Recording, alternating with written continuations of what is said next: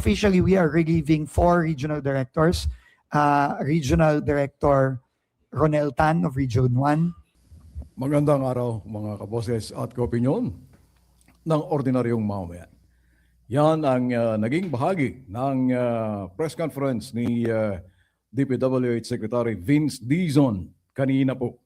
Na-relieve na po sa kanyang pwesto si DPWH Regional Director Ronel Tan ng DPWH Region 1. Bago po natin ipagpatuloy ang ating talakayan, please like, share, and subscribe. At kung may mga comments po kayo, mag-comment po kayo sa ating Facebook page na Boses ng Malayang Makabayang Mamayan at sa ating YouTube channel na Boses at Opinyon ng Ordinaryong Mamayan. Of course, sa ating TikTok, Boses ng Malayang Mamamayan. Sa tinagal-tagal ng panahon, mga kaboses, ngayon, formal na. Sabi ni Secretary Dizon kanina ay pipirmahan na niya ang relief order at doon sa kanyang press conference sinabi na mukhang walang pupuntahan itong si Director Ronel Tan na kung saan ay marirelieve na siya. Medyo matagal ano?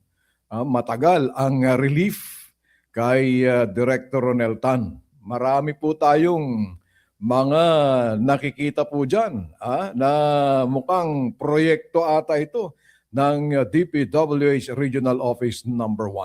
Papakita ko po sa inyo, mga kaboses, nang sa ganon ay makita po ninyo ang aking sasabihin at nang sa ganon ay makita po ninyo itong mga nakita natin na mga kabulastugan ng Regional Office No. 1 ng DPWH. Ito, ipakita ko po sa inyo, ha? Yan. Ito po yung transparency portal ng DPWH. Makikita po ninyo dito, TG Circon Builders. Parang paborito ata ng Regional Office No. 1 to, ano? Tingnan po ninyo ito. Ito. Contract number 23 AOO 135, construction of bypass and diversion roads, Bawang San Fernando, San Juan Bypass Road, San Fernando, San Juan Section, Package 1. Package 1, La Union. Tingnan po natin, ito yun. Nagkakahalaga ng 158.3 million. Kasi pag more than 150 million, nasa Regional Office No. 1 na yan. Ito Package 1 ito. Tinitignan po natin. Tingnan po ninyo itong calorie, mga kaboses. Yan. Okay? Yan po yan. Sa satellite image, ito naman po ang makikita natin. Papakita natin. Yan Tingnan po ninyo, mga kaboses. Ayan Diyan sa Ortega Highway yan. Kung mga familiar po kayo, pag dadaan po kayo, diyan sa bagong diversion road, diyan sa Kamansi. Ito yan. Tingnan po ninyo yung tagging. Ito yung geotagging po niya. Ito yung phase 1, package 1. Ano po? Package 1. Ito. Contract number 24A0000020, construction of bypass road and diversion roads, Bawang San Fernando, San Juan Bypass Road, San Fernando, San Juan Section, La Union. Region 1, same contractor, TG Circon Builders, 105 million 449,997. So 105.5 million. Pero ang implementing agency nito, mga kaboses, makikita po ninyo ay ito, Region 1. Yan Region 1. Ayan Ito, Region 1, mga kaboses. Pero tingnan natin, sa satellite, nakita ninyo kanina yung yung geotagging. Pareho. Di ba? So, dalawang project, pareho yung tagging. Imbis sana na magkaiba, pero pareho. Ito yung mga sinasabi po natin ng mga kabalbalan ng taga-DPWH. Mabuti naman at natanggal ka na dyan, Director Ronel Tan. Magpapalos pa kasi kayo yan pang sinasabi po natin na yung project na nawawala dyan sa San Gabriel, na project ng mga Diskaya. Totoo naman talagang yan ghost project. Kaso nga lang pinagtatakpan nitong si Director Ronel Tan. Buti nga sa'yo at natanggal ka na dyan sa DPWH. Regional Office Number 1. Hindi lang po yan, mga kaboses, ang pag-usapan natin.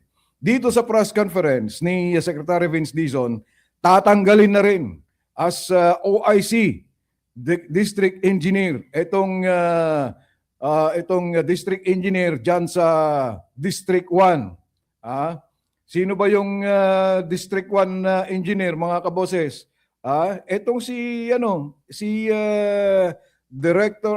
District Engineer Sherry Ann,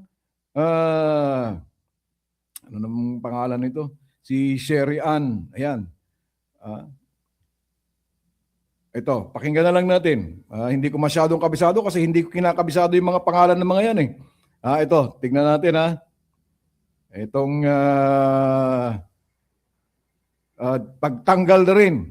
Kung ano ang rason sa pagtanggal dito sa District Engineer ng La Union, District Engineer's Office Number 1 ng DPWH. Tignan po natin. Pagpatuloy natin itong press conference ni Secretary Vince Dizon.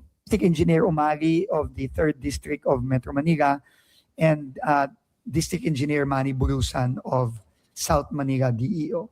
So, relief ito. So, they are relieved effective when I sign the relief orders, which will come in the next day or so. We are also Yan. Sherian Gonzales pala. Ito, mga kaboses. Tignan po ninyo ha. Pakinggan po natin ang paliwanag ni Secretary Vince Dizon. For all intents, relieving 3 DEs, La Union 1st District Engineering Office Sherry Lan Gonzales, Iloilo City DEO Roy Pacanan, and Leyte 4th District District Engineer Peter Scheller Soko, because they have not met CSE qualification standards. So, ayun ang rason. They have not met CSC, Civil Service Qualification Standards. Naku po, ano kaya ang kulang ni Engineer Cheryl Ann Gonzales? Bakit siya tatanggalin na dyan sa District Engineer's Office Number 1? Ayan na nga po ba ang sinasabi natin? Marami po kabalbalan eh. Nakikita po nila na marami pong kabalbalan. And hopefully mga kaboses, maglagay naman po kayo ng District Engineer na hindi tao ng mga politiko. Secretary Vince Dizon, please. Merit system naman, hindi yung kamag-anak ni ganitong pulanong politiko. Ayan na yung ipapaupo ninyo. Yung district engineer na yan o engineer na yan, may endorsement itong si Governor Isko Rocotoy. Ayan na yung ipapaupo ninyo. Nawawala na po yung essence ng civil service system natin eh. Na kung saan dapat merit system. Kaya nga po sinasabi natin na dapat yung mga nauupo diyan, they should rise from the ranks. Merit system. Kaso nangyayari po nababypass yung iba dahil nga po diyan sa sinasabi po nating ninong system. Ninang system. So ayan, tatanggalin na po itong district o itong OIC ng District Engineer's Office Number 1 na itong si Cheryl Ann Gonzales. Sabi ni Secretary Dizon na effective upon the signature dyan sa effective upon the signing of the relief order ay tatanggalin na po yan. Si District Engineer or OIC District Engineer Cheryl Ann Gonzales. Na alam naman po ng mga taga-district engineer dyan na pamangkin po yan ng dating DPWH Secretary Manny Bunuan. Di ba? Yan ang ugong-ugong dyan. Kaya mabuti nga at tatanggalin na rin ito. Nang sa ganon mga kaboses ay mabibigyan po tayo ng pagkakataon na magtalaga naman po kayo ng mas mabuti, mas magaling na district engineer. Hindi lang yung puro kurakot ang ginagawa ng mga district engineers na yan. nauna na pong tinanggal yung district engineer dyan sa 2nd District dahil nga po dyan sa mga substandard. Ito naman, si District Engineer Cheryl Ann Gonzales ay dahil daw sa kakulangan sa kwalifikasyon sa civil service. Yan na nga po bang sinasabi natin. Kaya po naging district engineer siguro to dahil sa pamangkin ni dating Secretary Manny Bunuan. Ano po? Yan kasing sinasabi natin, puro kayo palakasan system eh. Naku po. So yan. Ngayon, isa pa. Etong meron pong project kung bakit po tayo napunta dito sa TG Circon Builders Incorporated. Diyan po kasi sa downtown San Fernando, dito sa Quezon Avenue. When we talk about Quezon Avenue, from corner P. Burgos hanggang doon sa tapat ng City Hall, diyan sa may Ojon Cinema, di ba merong ongoing. May ongoing po na construction ng kanal, drainage. Ito po yun. Papakita ko po sa inyo. Ito, tinalakay na po natin to. Sinabi natin na bakit walang signage. Ngayon, naglagay po sila ng signage. Ang contract amount is 42,638,235 pesos and 35 centavos. Ipakita ko po sa inyo mga kaboses. Ito. Yan. Ito po yun. Yan. Ito, mga kaboses.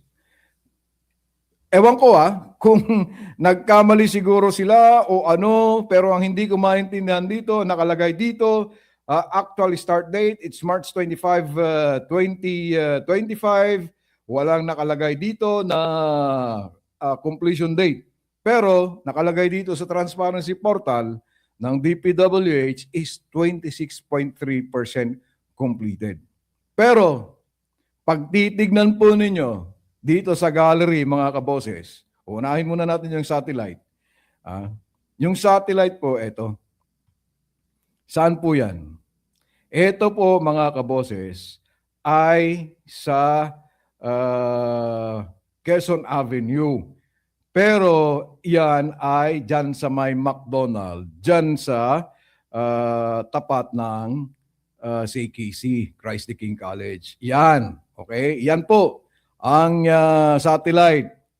Makikita po natin dito sa gallery po nila, yung construction ay totoo nga po na nandyan sa may McDonald. Ayan o. Ito yung building na to, yung sa tapat ng Christ the King. Makikita po ninyo, mga kaboses. Ito po ay kinunan noong April 25, 2025. Yung isang picture naman na sinubmit nila, tapat ng Dominion. Yan.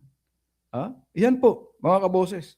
Pero ngayon, bakit po ang TG Circon, yung kontrata na yan, pag titignan po ninyo, dyan sa Quezon Avenue, dyan sa harapan ng Midtown Food Palace, ito rin po ang kontrata. Ito rin po yung amount ng contract na to. Ito talaga, paborito ng mga taga-DPWH itong TG Circon Builders. Maliban sa TG Circon ang paborito nila, meron pa po yung Anore. Paborito rin po nila yung Anore. Ano bang meron dyan sa Anore na yan? At paborito po ninyo. Nakakuha po ng limpak na kontrata. Bilyon ang kontrata ni Anore. Dito lamang po sa La Union, mga kaboses. Papakita ko po sa inyo later sa susunod na edisyon po ng ating podcast kung magkano po ang nakuha ni Anore at bakit nabibigyan ng ganyang kalaking halagang kontrata itong si Anore. So yan ang good news po natin. Itong si DPWH Regional Director Ronel Tan ay tanggal na at itong si DAO o District Engineer OIC, District Engineer Cheryl Ann Gonzales, tanggal na rin dahil sa kakulangan sa kwalifikasyon sa Civil Service Commission. Well, hanggang dito na lamang po. Maraming salamat at mabuhay ang Pilipinas.